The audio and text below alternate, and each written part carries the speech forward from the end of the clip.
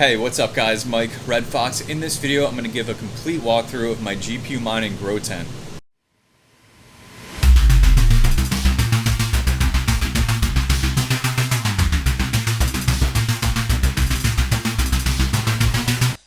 So I've been using grow tents for a while for GPU mining just to really encapsulate all that heat and exhaust it out of my house. We're here in my basement, and before I was using this, my house was getting really hot, as you could imagine. And so this is a great solution. This is actually my second grow tent, but I don't know if I've ever done like a complete video to share out with the community about all the things I've learned and suggestions that I would have.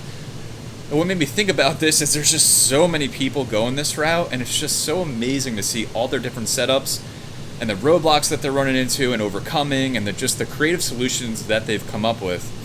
So in this video, I'm just going to really show off what I have, what its current state is, how I'm kind of outgrowing it again, and give a complete walkthrough of all the things that I've considered, the things I've put into place, and some of the things I might have to do here in the future. But the number one thing, if you take away from this video, if you're going to be doing something like this, is airflow, airflow, airflow. That is the most important thing in the grow tent, and it's all about exhaust. And we're going to talk more about that in a second, and I'll show you how I'm doing all this. And it might be contradictory to what you might think, but it's what works out best in all the different trials and tribulations that I've been through with this grow tent. So that's enough of my face. We're going to flip this around, and I'll give you a complete walkthrough of everything that I have, so that if you're looking to mimic this setup or do really something similar at home, you can absolutely do that. And I'll leave links to everything that I use down in the video description below, just in case you need it. So I'll be right back.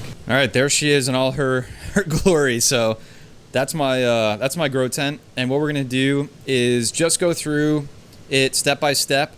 And what we're going to just start with is exhaust. And really the goal of this video is to help you figure out your situation, to make the right purchases for your needs. And let me just start with the thing that everybody gets tripped up on, and that's airflow. And I certainly did too throughout my journey here. And we're just going to start with exhaust.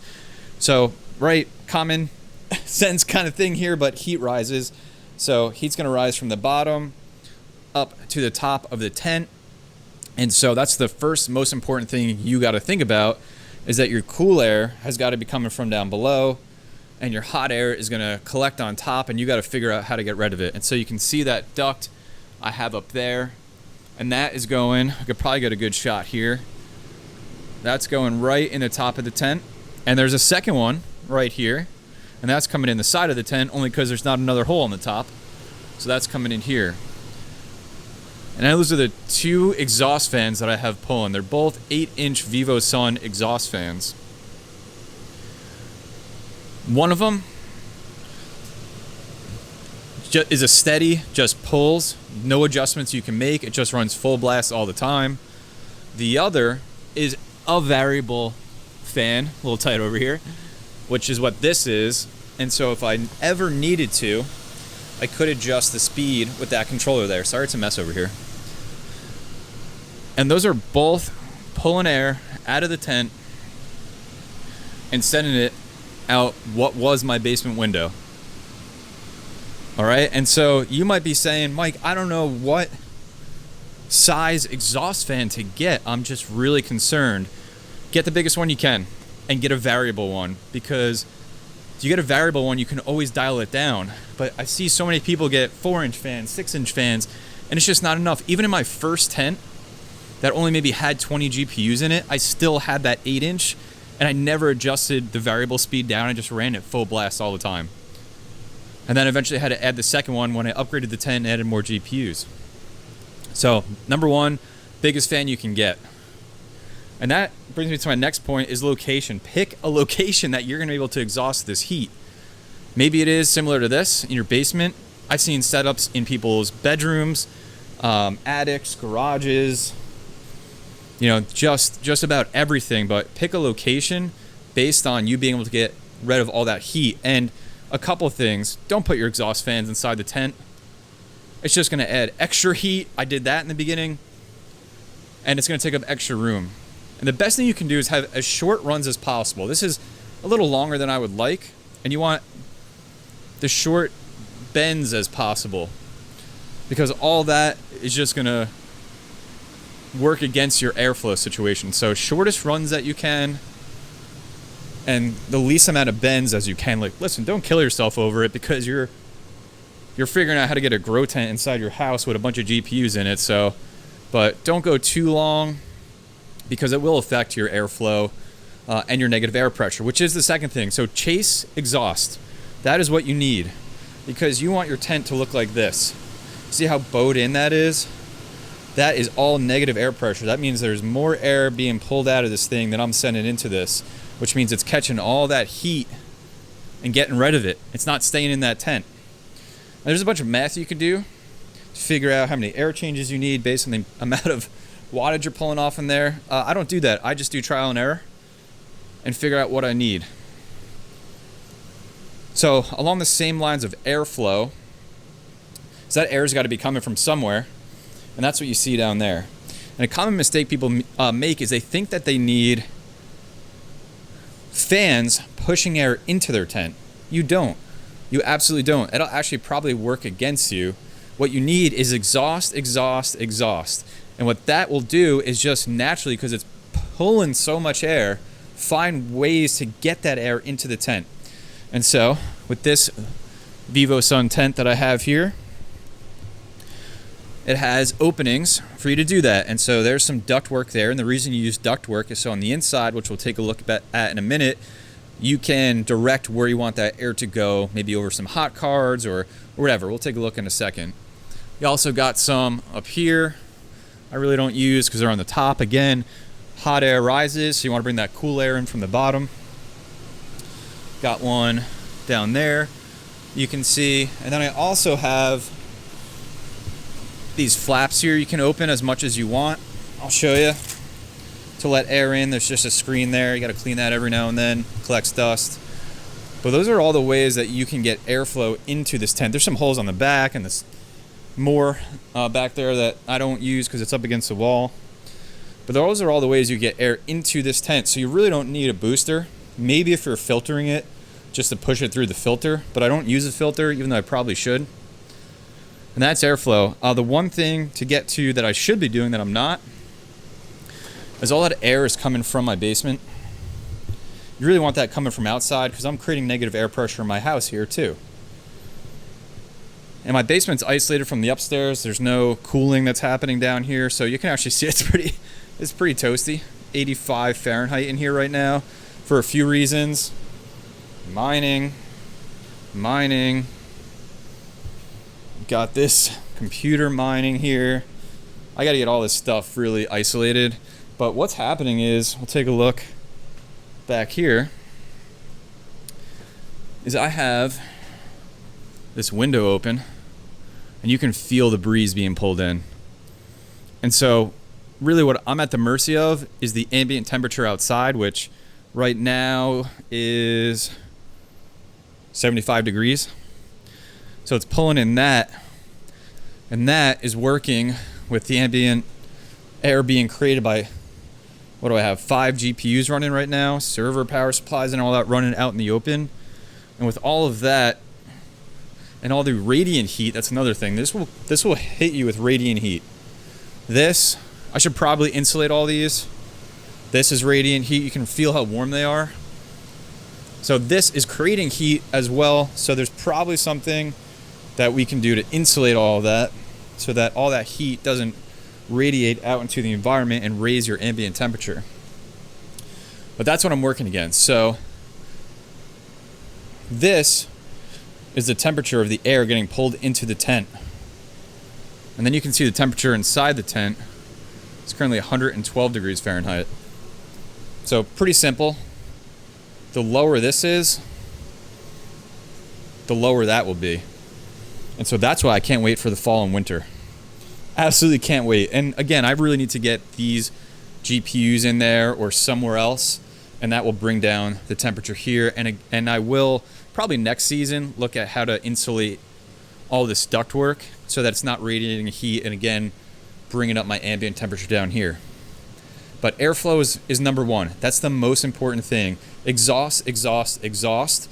Get a variable fan if you're not sure, it might be too big, get too much negative air pressure, so that you can adjust it as you need it. But in my opinion, really, unless you're filtering the air, and the reason you would maybe want an intake fan if you got a filter box on the intakes is because that's going to really reduce the airflow coming through, and you want to push that airflow through. But I haven't personally tested that. What I might do for next year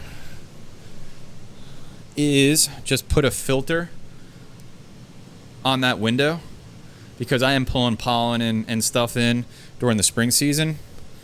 I might just put a filter on that window just to help me out a little bit. Or I might get these ducts going outside, which is really the ideal situation. If you can be in a situation where you can get your intakes out to a window as well, and I actually have one up there. If you can get those intakes out to a window and get that filtered, then you're in really good shape, because then it's a closed system and you're not dealing anything with your inside air. Let's take a look at the temperatures, which are not great, admittedly, right now. So you can see this first rig is actually not in there, it's in the garage. But this second rig, and I'll show you when I open that tent, the hottest card right now is running 76 degrees, which is definitely too hot.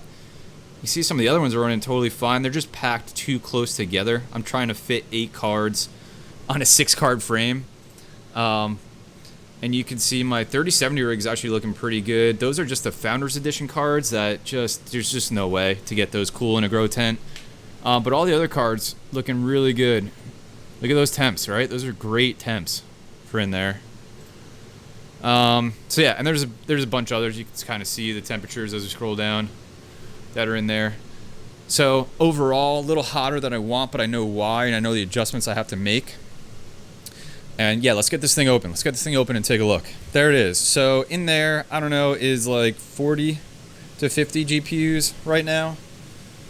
Mix of 30 series, 5700s, 16 series. And you can see again my exhaust coming up. I can just really feel the air being pulled out there and the air being pulled out here. And something you might have to experiment with is exactly where you place these in the tent. Sometimes in previous iterations I've had them really close to some hot running cards, just immediately get the air right out of there. In this one though, I just kind of keep them towards the top. I have intake on this side, so the thought is cold air coming in, going through the cards, up through the cards. That hot air is getting expelled. It's getting trapped back here, which is then getting sucked up through the ductwork, through the exhaust fan there. Same thing on this side. And don't be afraid, run your fans 80, 100% in here. Fans are cheap and easy to replace, GPUs are not. So if you got to pump it up, just get them running. There's a lot of like misconception. You got to run them at 80% or your fans will die. Fans are like 15 bucks. Take you like 20 minutes, just replace the fans if they die in like 4 years. It's not a big deal. So keep your cards cool, especially those GDDR6X memories. I'm looking at you, 3080s. You better cool down there and replace your pad soon. What else? I think that's pretty much it. Oh, here's another thing. Don't pack your cards too close. You can see. These are the ones giving me issues. Look how close those are packed. Nightmare mode. So those aren't doing well. These ones are okay. Actually feel really nice and cool. But these ones here, they're too close together. So there's just not enough airflow happening. And they're just radiating heat on top of each other, and then they're throttling because they're getting way too hot right now, and I got to figure that out. And I've really cable tied as nice as I can, again, just to keep everything nice and neat so that airflow can happen. And so that's been really important for me too. If your thing looks like a bowl of pasta, a bowl of linguine in here, you got to tighten that up because you might be hurting your airflow. And if you can consolidate rigs to take out parts that you may not need, again, that's less heat being radiated in here. And that's good stuff. So, I guess the last thing we should talk about is what size tent should you get? And I promise you, if you stay in this long enough, you'll be getting multiple tents. But what I've done is I've measured the frames, right? I really stuck to a frame size. These are 6-card Veta frames. And I measured them side to this side, front to back, and height to really just get an idea of what I could put in here. And so for this specific tent, and I'll leave links to all this stuff in the description below, I bought a tent where I could put 2 side by side just like this, and then I would have enough space. You can see here the amount of space I have from the frame end to the tent end, and it's about the same, maybe a little shorter back here, if you could get a good look, so that there's air that can move around and through these cards, and I have room for the tent to get sucked in and not be smashing up against the cards. Now, for my situation, I'm almost outgrown already. I can get comfortably, I think, one more rig set up on top of this, and then I'm done, and then I got to figure out something else. But it's all good, right? So size your tent appropriately. Don't be afraid to have to get a bigger one in the future. There's some thought, just get, you know, a really big one. I almost got one that I could walk in and work on the rigs, but I wasn't sure if that meant I would need a real lot of exhaust. So that might be something that I do in the future when I outgrow this one shortly, is figure out how big one I can get, and does my exhaust need change because I need more air changes inside the tent. But this is what I got for now. So listen, guys, I hope this helps you. So many of you have gone down this journey with me, and I've seen so many awesome people mimic this setup, and it's just it's brought me a lot of joy. So I really appreciate all of you very, very much. If you liked the video, hit the like button. Subscribe for more content on GPU mining. Leave a comment below if you have any questions on this stuff, or even better yet, join my Discord. I have a Grow Tent channel in there, which has seen a lot of activity. A link to my Discord's in the description below. Take care of yourself. Take care of each other. And I will see you in the next video.